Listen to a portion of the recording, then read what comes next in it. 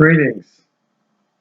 Some more thoughts for us to consider as we challenge ourselves to regain our equilibrium in our processing and in our thinking so that we can explore ideas and topics in a rational manner so that we're not swayed by strictly emotion, nor are we swayed by slick, calculated presentations. As we consider how to regain our country and our society, one of the things we've talked about in previous videos was on vetting your sources, considering who's saying it, what they're saying, and what they're working toward. Here's a different way to think about that. We, of course, are remembering that topics have more than one dimension, more than one thought, more than one point. Okay, we're going to look at things that have a 360-degree possibility of different points, all of which are related to that topic. Then one thing that will do is that will keep us from jumping anyone who says something about one part. Of course, they can only talk about that one part at one time. But in today's discourse, so few people listen even to the point before they start jumping in about, what about this? Well, what about that? Those whatabouts are, most times, are valid points. But what happens so often is that people use them to shut down the speaker. We're not going to do that. We're going to give them room, let them finish. Then we might bring up other points, or they might bring up other points.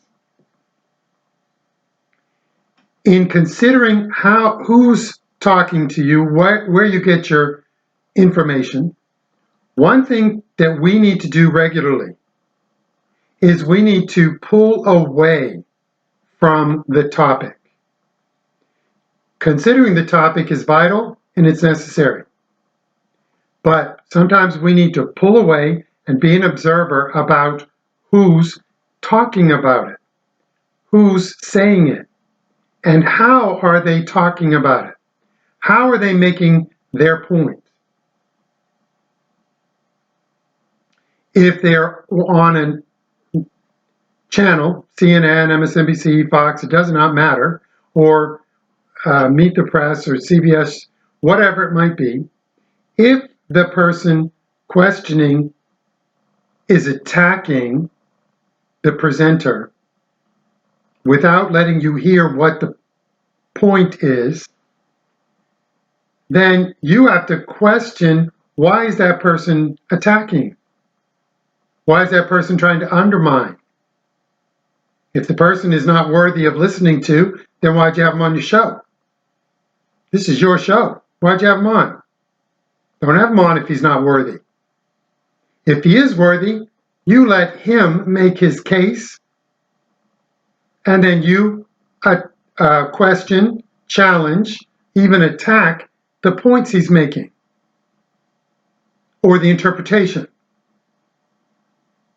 Or you bring in something that, okay, but there's this whole other dimension that almost seems to negate what you're saying, or don't see how what you're talking about can happen when you don't account for all of this. Sorry, there are no examples right now. This is just general. Here's a different recent example. This is not news. This was in Congress. Congress, House of Representatives, has hearings. And this one hearing very recently, chaired by Representative Jim Jordan from Ohio, I think, was on the files from Twitter that have been released. And before the committee were two journalists, Matt Taibbi was one of them, who had done some research and some investigation into what these files were showing. The ranking member of the Democrats. Republicans are in charge of the House. So Jordan was the chair of the committee, but the ranking member of the Democrats, sorry, I can't remember her name, she, of course, is there as well. The other members of the committee all have a chance to make their statements, their opening statements, before the witnesses. In her opening statements, she, from these so-called journalists, when the journalist, Matt Taibbi, finally had the chance to speak, he rebuked her in a very, very polite way by saying, "I'm not a so-called journalist. I've been a journalist for 20 plus years," and he cited where he's worked. He's actually an award-winning journalist multiple times, and he's a published author. We need to look at her, the ranking Democrat, and ask why it is that she was trying to undermine the two people there testifying before that committee. She wasn't undermining what he had said because he hadn't said anything. Now, keep in mind, she might have known what he was going to talk about, but he hadn't said anything in the official record before that committee. So he had not said anything. She was already working to undermine him. She's a representative of the American people working to undermine two independent journalists who were doing investigation on governmental actions and suppression or pressure on a private company to suppress speech and information. She's a representative of the American people. Why wasn't she looking to see what they said, what they presented, and if she saw problems with it, to challenge the problems that she saw with it? She did not do that. She might have done it later, but her priority, her first objective, was to undermine the credibility of the witnesses. Ask why. You ask why this Democrat was a Democrat and not a representative of the American people. Ask why.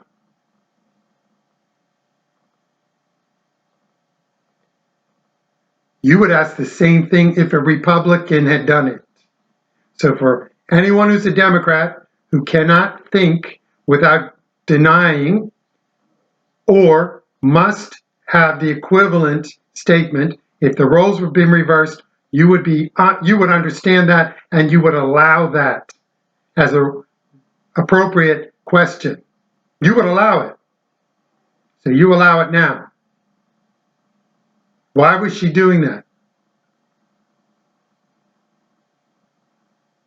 When we challenge the people who are either presenting the stories on the news, or in this case, someone who's supposed to be looking out for our interests, but she doesn't conduct herself in a manner that's looking out for our interests. She conducts herself in a manner that's looking out for certain interests.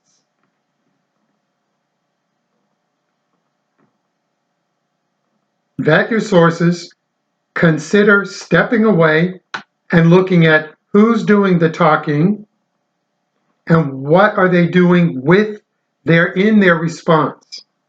Are they undermining the credibility of the person doing this, presenting, doing the story, telling it? Are they undermining that?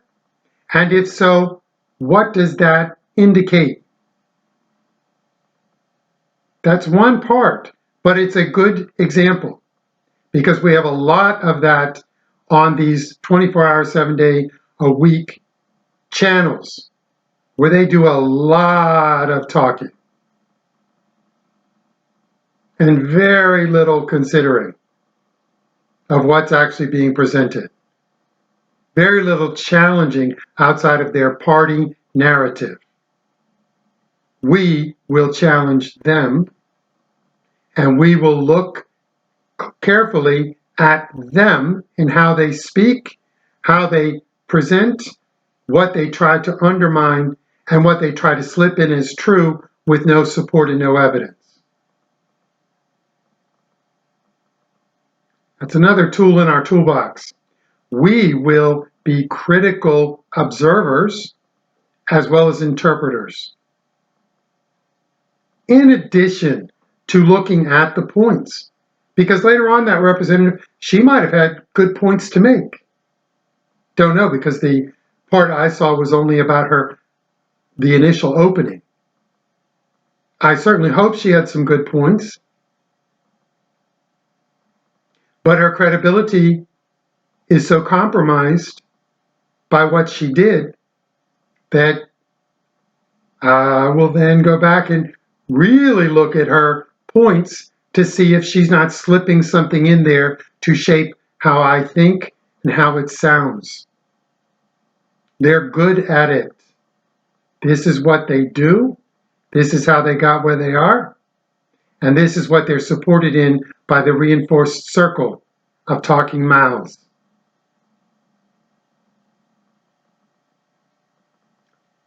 Son of Liberty 2020, hamliberty2020@gmail.com. Consider the sources and critically look at how they're talking, how they're presenting things, what they're trying to challenge, and if they're challenging the point or they're challenging the presenter. And is that present challenging of the presenter legitimate, or is it to sow seeds of doubt where there don't need to be any? Because after all, if this person was so bad and so unreliable, he should never have been before that committee in the first place. See you next time.